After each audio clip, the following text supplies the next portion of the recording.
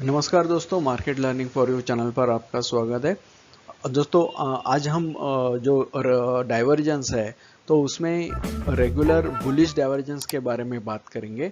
और ये divergence price action और जो आरएसआई इंडिकेटर है उसके बीच का डाइवर्जेंस के बारे में हम लोग डिस्कस करने वाले हैं। तो ये लॉजिक जो भी मैं डाइवर्जेंस के बारे में बता रहा हूँ तो ये स्पेसिफिकली सिर्फ आरएसआई के लिए ही वैलिड है दोस्तों। अगर आप कौन से भी दूसरे इंडिकेटर्स यूज कर रहे हैं तो उसमें थोड़ा बहुत फर्क आ जाता है डाइवर्जेंस में, तो इस बात का आप जरूर ध्यान रखिए। तो यहाँ पर हम लोग चार्ट पर देखते हैं, ये चंबल फर्टिलाइजर का चार्ट है। यहाँ से प्राइस नीचे नीचे आया और यहाँ पर आप देखेंगे कि यहाँ पर एक शार्प डाइवर्जेंस बन गया है बहुत ही स्मॉल टाइम फ्रेम में, ऑलमोस्ट एक 10 दिन का टाइम फ्रेम में। अगर एक मैं यहाँ से ट्रेंड लाइन अगर ड्रॉ करता हूँ तो यहाँ प्राइस तो यहाँ पर लोअर लो बनाते जा रहा है, लेकिन आरएसआई जो है आरएसआई यहाँ पर हायर लो बनाते जा रहा है। तो ये एक शार्प यहाँ पर डाइवर्जेंस दिख गया। तो यहाँ पर अगर ये डाइवर्जेंस बनने के बाद अगर ये ग्रीन कैंडल्स बना रहे हैं तो यहाँ पर आप एक बाय ट्रेड ले सकते हैं। आपका जो स्टॉप लॉस होगा, ये जो लो है ये कंसोलिडेशन का लो, तो ये लो आपका स्टॉप लॉस बनेगा। तो ऐसा जो डाइवर्जेंस है दोस्तों, कई बार आपको ये स्मॉल टाइम फ्रेम में दिखाई देगा। अगर ये डाइवर्जेंस थोड़ा से लंबे टाइम फ्रेम का है दोस्तों, तो ये थोड़ा सा और प्राइस नीचे जाने के चांसेस है, जो मैं आगे और भी सारे एग्जांपल्स में आपको बताऊंगा। तो इनकेस अगर आप ये डाइवर्जेंस आप देखते हैं और यहाँ पर अगर ये एक दो ग्रीन कैंडल्स बनने के बाद आपको लगा कि हाँ शायद यहाँ से प्राइस थोड़ा सा पुल बैक दे दे तो एक बाय ट्रेड ले लूँ, तो ये कंसोलिडेशन एरिया का यहाँ पर आपको नीचे स्टॉप लॉस लगाना बेहद ज़रूरी है। अगर प्राइस यहाँ से नीचे निकलने लगता है दोस्तों, तो बिना किसी सोच के बिना किसी संकोच के सीधे से यहाँ से एग्जिट मार दीजिए, क्योंकि हो सकता है प्राइस यहाँ से फिर से और नीचे जाए।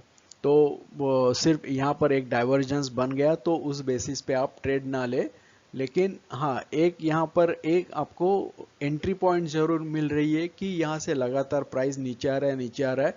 तो एक भले ही यहाँ से एक बड़ा अप ट्रेंड हो ना हो, एक पुल बैक तो जरूर आएगा। एक छोटा 10-15 दिन का आपको एक स्विंग ट्रेड जरूर एक बाय ट्रेड जरूर मिल जाएगा। तो अगर आप यहाँ पर एंट्री लेते हैं तो ये आपका स्ट्रिक्ट स्टॉप लॉस होना चाहिए। यह है कैनरा बैंक का चार्ट दोस्तों।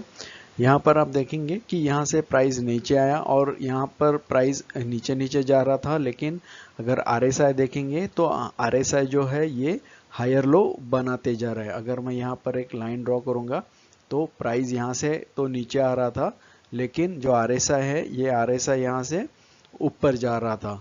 तो ये हमारा रेगुलर बुलिश डाइवर्जेंस यहाँ पर बन गया।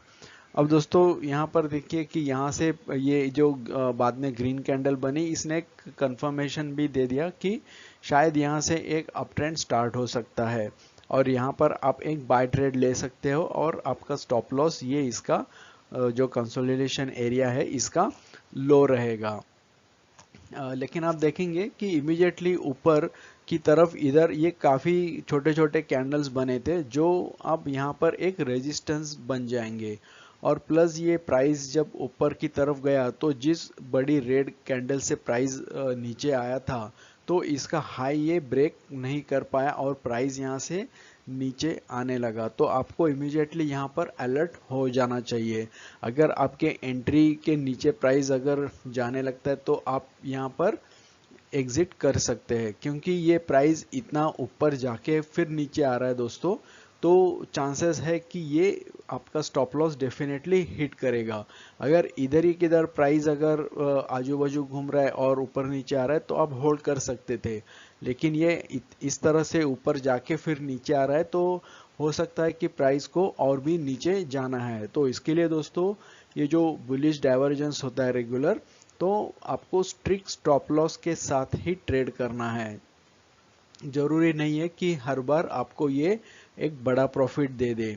तो अगर आप टारगेट्स अगर फिक्स करते थे तो आपको इमीडिएटली यहाँ पर देखना चाहिए था कि एक कंसोलिडेशन एरिया है, तो अगर प्राइस यहाँ से ऊपर नहीं निकलता है तो यहाँ पर जो भी स्मॉल प्रॉफिट बन चुका है वो बुक कर ले।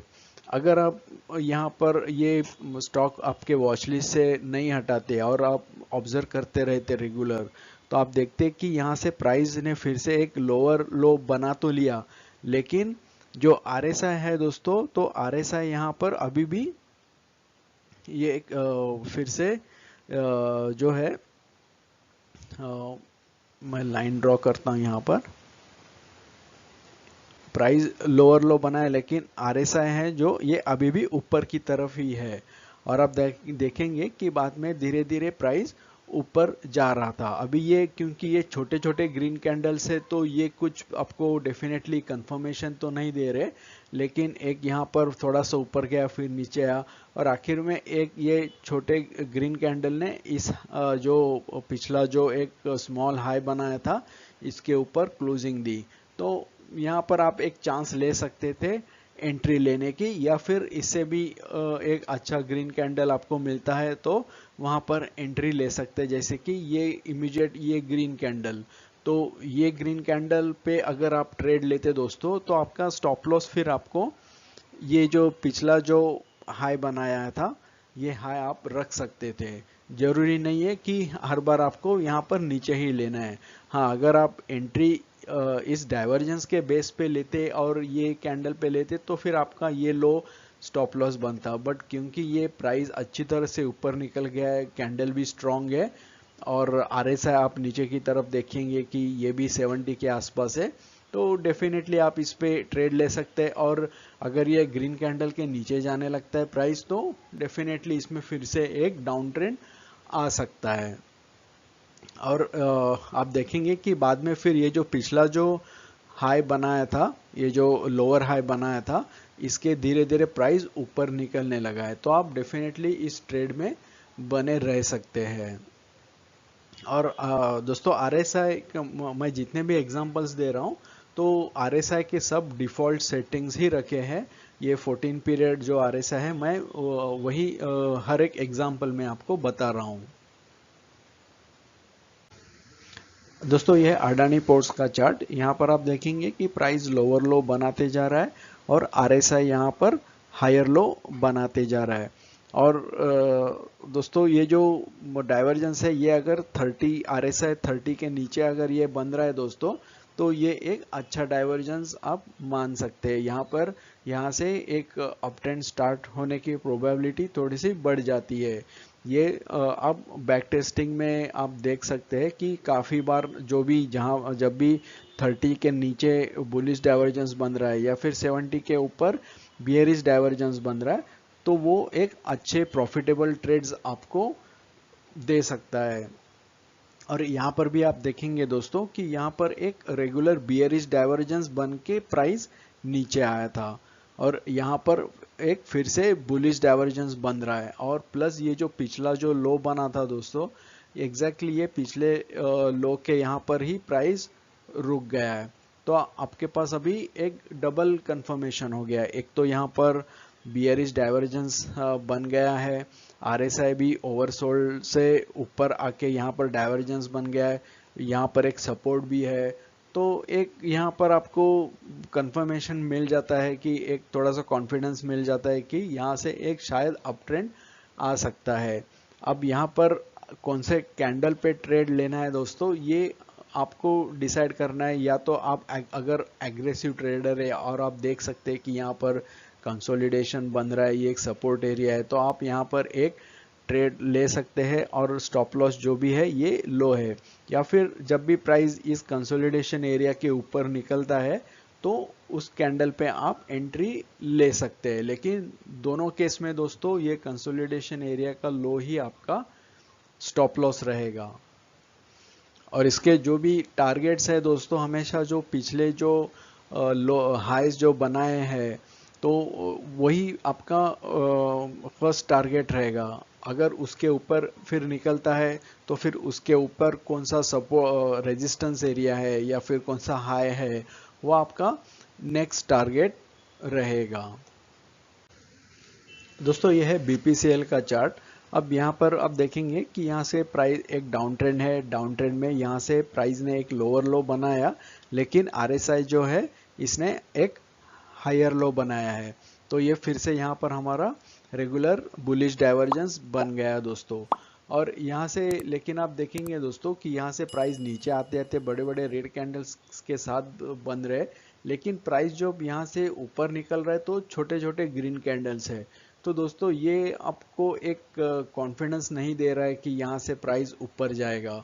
और यहाँ से इमीडिएट जो फिर जो रेजिस्टेंस एरिया आता है, अगर यहाँ पर आप एक ट्रेंड लाइन ड्रॉ करेंगे तो आप देखेंगे कि प्राइस इसके ऊपर जा नहीं रहा है, काफ़ी देर तक प्राइस यहाँ यहीं पर रुक गया।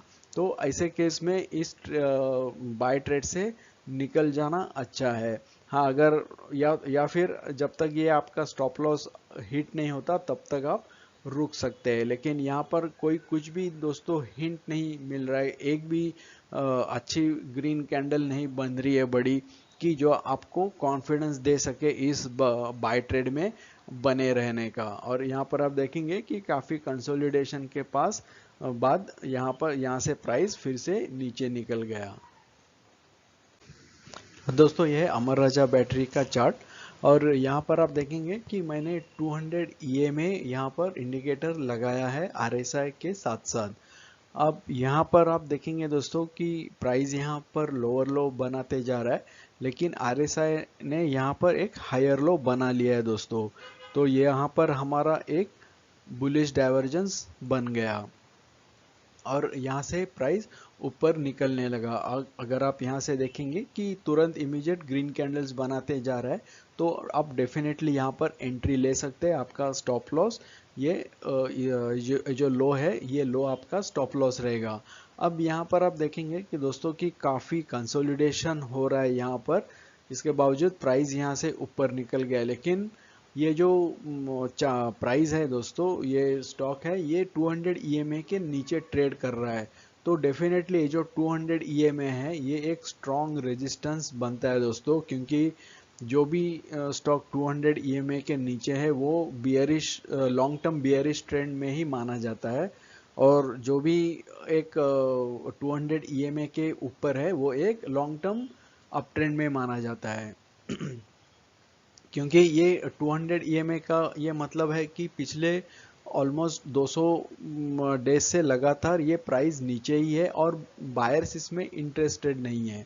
तो आपका इमीडिएटली फर्स्ट जो टारगेट रहेगा दोस्तों, ये 200 EMA ही रहेगा, इनकेस अगर बीच में कोई रेजिस्टेंस नहीं है। अगर बीच में कोई रेजिस्टेंस या फिर पिछले जो हाइज है, ऑफ कोर्स वो टारगेट्स रहेंगे। लेकिन अगर प्राइस इन सबको क्रॉस करता है और अगर 200 EMA के आसपास आता है तो आपको अलर्ट हो जाना चाहिए, क्योंकि अगर 200 EMA कन्विंसिंगली वो ऊपर की तरफ ब्रेक नहीं करेगा तो फिर से प्राइस नीचे आ सकता है। क्योंकि ये जो EMAs है दोस्तों, ये एक मैग्नेट की तरह भी काम करते हैं, या एक आप रबर बैंड की तरह भी बोल सकते हो, कि प्राइस जितना दूर इससे जाएगा तो कुछ समय के बाद फिर से प्राइस 200 EMA के पास आता ही आता है। फिर कुछ केसेस में क्या होता है कि हो सकता है ये 200 EMA नीचे आए और प्राइस थोड़ा सा ऊपर आए, तो यहाँ पर आपका प्रॉफिट भी ज़्यादा नहीं होगा और आप काफ़ी दिनों से एक ही ट्रेड में फंस सकते हैं जो आपको प्रॉफिट नहीं दे रहा है। या फिर ये 200 EMA काफ़ी ऊपर है और प्राइस धीरे धीरे ऊपर जाके उस 200 EMA के आसपास आता है, तो उस केस में आपका थोड़ा बहुत प्रॉफिट होगा। लेकिन अगर प्राइस उसके ऊपर नहीं जा रहा है तो आपको तुरंत अलर्ट हो जाना चाहिए। और अगर आप ध्यान से देखेंगे दोस्तों कि यहाँ पर जब प्राइस आ गया था तो यहाँ पर प्राइस हायर हाई बनाते जा रहा है, लेकिन जो हमारा RSI है वो लोअर हाई बनाते जा रहा है। तो ये हमारा रेगुलर बियरिश डाइवर्जेंस यहाँ पर बन गया है, और यहाँ से प्राइस फिर से आप देखेंगे कि एक स्ट्रॉन्ग रेड कैंडल से नीचे आ गया। तो इस तरह से दोस्तों आपको ये RSI हेल्प करता है ट्रेड में एंट्री या एग्जिट लेने के लिए। दोस्तों यह IRCTC का चार्ट, और यहाँ पर आप देखेंगे कि ये एक अच्छे खासे डाउन ट्रेंड में था और प्राइस लोअर लो बनाते जा रहा है, लेकिन आप देखेंगे कि RSI हायर लो बनाते जा रहा है। यहाँ पर मैं अगर लाइन ड्रॉ करूँगा तो यहाँ पर एक पहला लो बनाया है, बाद में यहाँ पर एक दूसरा लो बनाया, लेकिन जो RSI है दोस्तों यहाँ पर ये लगातार हायर लो बनाते जा रहा है। तो आपको इस तरह के ये सिचुएशन काफ़ी बार देखने को मिलेंगे दोस्तों कि जब रेगुलर बियरिश डाइवर्जेंस बनता है तो एक सिंगल डाइवर्जेंस के बाद प्राइस नीचे आता है दोस्तों, लेकिन ये जो बुलिश डाइवर्जेंस है दोस्तों, ये आपको बहुत बार आपके स्टॉप लॉस हिट कराने के बाद ही ऊपर जाएगा। ये आप हमेशा ध्यान में रखिए। आपको ये ऐसे मल्टीपल डाइवर्जेंस काफ़ी चार्ट्स में आपको देखने को मिलेंगे।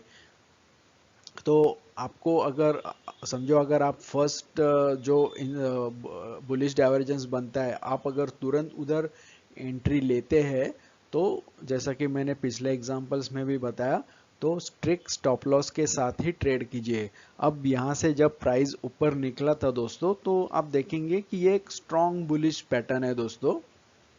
इस पैटर्न को मैंने अपने वीडियोस में एक्सप्लेन किया हुआ है, और यहाँ से प्राइस थोड़ा बहुत ऊपर गया भी, लेकिन दोस्तों ये यहाँ पर ये बुलिश पैटर्न बनता भी है तो आपको हमेशा ध्यान में रखना चाहिए कि यहाँ से एक शार्प फॉल आया है।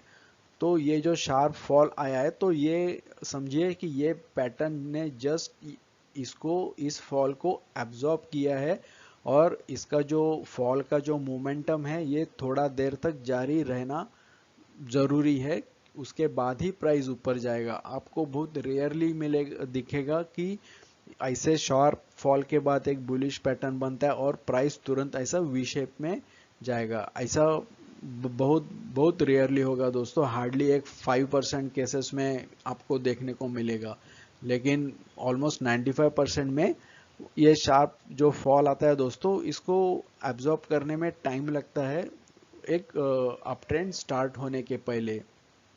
तो इसके वजह से दोस्तों आपको ये मल्टीपल ये डाइवर्जेंस आपको जरूर देखने को मिलेंगे। और यहाँ पर भी आप देखेंगे कि यहाँ पर डाइवर्जेंस के बाद प्राइस यहाँ पर रुक गया, लेकिन तुरंत ऊपर नहीं गया, काफ़ी छोटे छोटे कैंडल्स बनाते जा रहा है। तो ऑफकोर्स भले ही आप इस कंसोलिडेशन के बाद ये एक रिस्क ले सकते हैं कि शायद यहाँ से प्राइस ऊपर जाए और एंट्री ले और स्टॉप लॉस ये रखे, लेकिन ये जो पहली ग्रीन कैंडल है बड़ी, तो ये ग्रीन कैंडल ये फर्स्ट कंफर्मेशन है कि हाँ यहाँ से प्राइस ऊपर जाएगा, क्योंकि आप देखेंगे कि ये पिछले जो दोनों हाइज है इसके ऊपर इसने क्लोजिंग दी है, तो ये एक स्ट्रॉन्ग यहाँ पर बाय सिग्नल है। तो इस केस में अगर इस कैंडल के बाद दोस्तों अगर आप एंट्री लेते हैं तो आपको स्टॉप लॉस फिर इतना नीचे रखने की ज़रूरत नहीं है। तो आपको ये जो दोनों हाइज है ये आपका स्टॉप लॉस आप रख सकते हैं, क्योंकि अगर प्राइस फिर से इसके नीचे आने लगा तो फिर हाई प्रोबेबिलिटी बन जाती है कि ये स्टॉप लॉस भी हिट होके प्राइस नीचे चला जाए। दोस्तों ये मैकडॉनल्ड्स का चार्ट, और यहाँ पर आप देखेंगे कि ये काफ़ी एक चॉपी प्राइस एक्शन है यहाँ पर, और लेकिन यहाँ पर भी आप देखेंगे कि ये जो लोअर लो बनाया है तो लेकिन RSI यहाँ पर हायर लो बना रहा है, और यहाँ पर एक हमारा डाइवर्जेंस बन गया दोस्तों, बुलिश डाइवर्जेंस बन गया दोस्तों। तो यहाँ पर भी आपको एक अच्छा खासा बाय ट्रेड आप ले सकते थे, और क्योंकि ये यहाँ पर ये चॉपी पैटर्न है तो दोस्तों इसके आगे भी आप वही एक्सपेक्ट कर सकते हैं। तो यहाँ पर एक बार ये जो रेंज बन जाती है इस तरह से कंसोलिडेशन की, तो यहाँ पर आप एंट्री ले सकते हैं, और स्टॉप लॉस आपका ये है, क्योंकि ऐसे चॉपी मार्केट में दोस्तों आप एक परफेक्ट कंफर्मेशन ग्रीन कैंडल के लिए रुक नहीं सकते, क्योंकि वो बहुत रेयरली दिखेगा। अब इस केस में आपको मिल गई दोस्तों, लेकिन हर बार आपको नहीं दिखेगी। तो यहाँ पर थोड़ा सा एग्रेसिव ट्रेडिंग करके आप यहाँ पर ले सकते हैं। अगर आप ध्यान से अगर देखेंगे तो ये रेड कैंडल के बाद एक ग्रीन कैंडल बनी, तो ये एक्चुअली बुलिश हरामी पैटर्न भी है।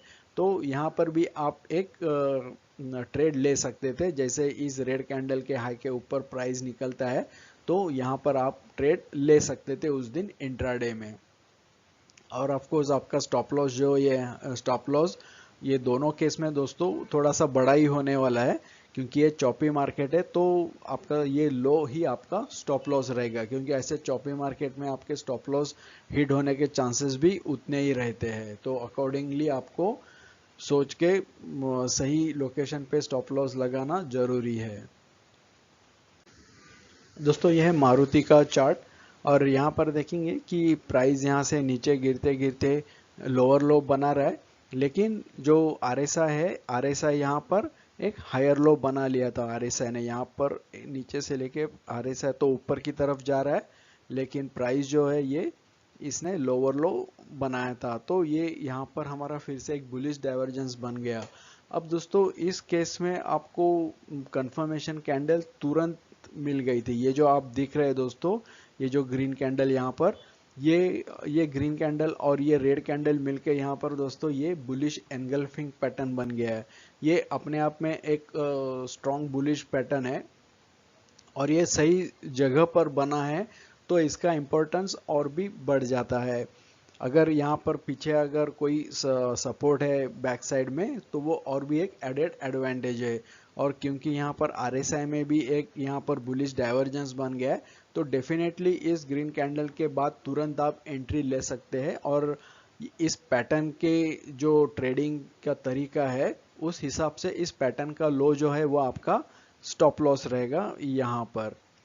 तो इस तरह से आप यहाँ पर इसमें एंट्री ले सकते हैं। और आप देखेंगे कि यहाँ पर आगे छोटे छोटे कैंडल्स ही यहाँ पर बना रहा है, लेकिन फिर भी प्राइस कंसिस्टेंटली ऊपर की तरफ ही जा रहा है। तो यहाँ पर आपको डेफिनेटली एक अच्छा प्रॉफिट मिल सकता था।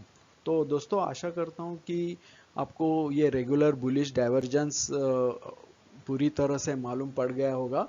तो दोस्तों अगर वीडियो पसंद आया है तो वीडियो को लाइक कीजिए, अपने दोस्तों के साथ शेयर कीजिए, मेरे चैनल को सब्सक्राइब कीजिए, और बेल नोटिफिकेशन आइकॉन जरूर क्लिक कीजिए, ताकि फ्यूचर में जो भी मैं वीडियोस बनाऊंगा उसके अलर्ट्स आपको मिलते रहेंगे।